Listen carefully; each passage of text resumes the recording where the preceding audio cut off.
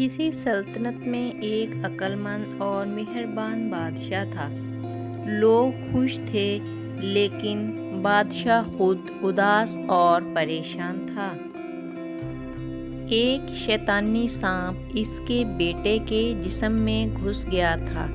اس کے بیٹے کو ٹھیک کرنے کے لیے نہ تو دوا اور نہ ہی جادو کام آیا۔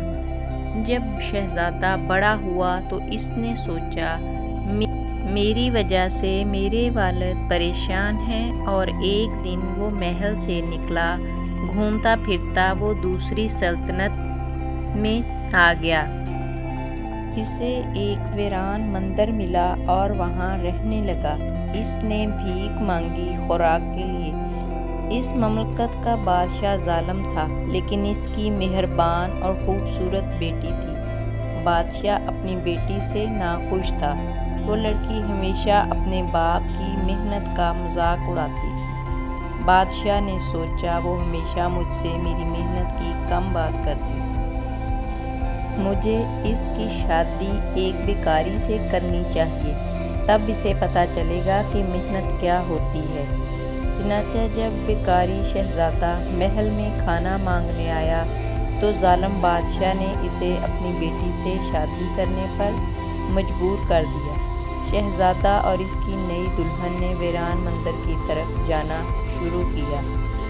راستے میں وہ آرام کرنے کے لیے رک گئے۔ شہزادی کھانے کی تلاش میں ادھر ادھر گئی، جبکہ اس کا شوہر سو گیا۔ شہزادی واپس آئی تو اپنے شوہر کے پاس سانپ بیٹھا دیکھ کر حیران رہ گئی۔ قریب ہی ایک پہاڑ پر ایک اور سانپ بیٹھا تھا۔ وہ آپس میں باتیں کر رہے تھے۔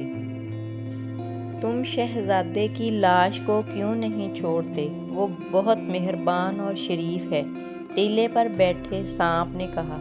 تم بھی برے ہو، راہ گیروں پر حملہ کرتے ہو۔ تمہیں مجھے نہیں بتانا چاہیے کہ کیا کروں؟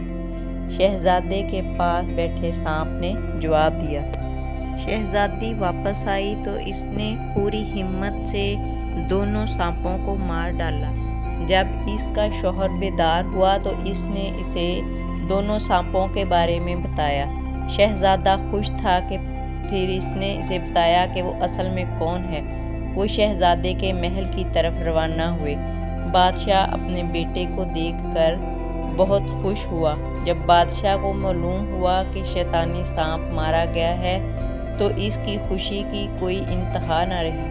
شہزادہ اور شہزادی ایک طویل عرصے تک خوش و خرم رہے۔ کچھ سالوں کے بعد بادشاہی نے وہ دن منایا جس دن شاہی جوڑے نے ایک لڑکے اور لڑکی کے جڑواں بچوں کو جنم دیا۔